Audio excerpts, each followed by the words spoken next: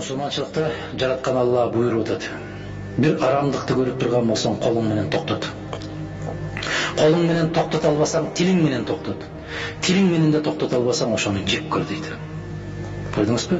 Мен Кыргызстандагы арамдыкты көрүп туруп, алты саным аман туруп, акылым жетип туруп, эмне үчүн мен ошого күрөшпөшүм керек?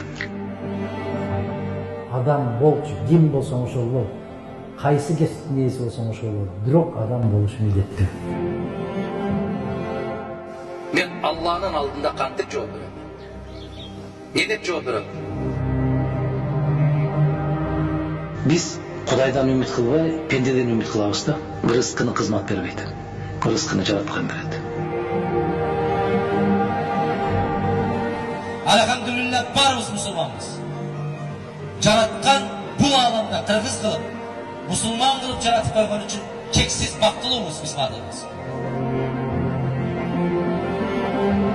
Кайрымдуулукту жасап атканда оң колуң бергенди сол колуң билбесин. Мен көкүрөк какканды өтө жек көрөм. Муну жасадым, аны жасадым деп.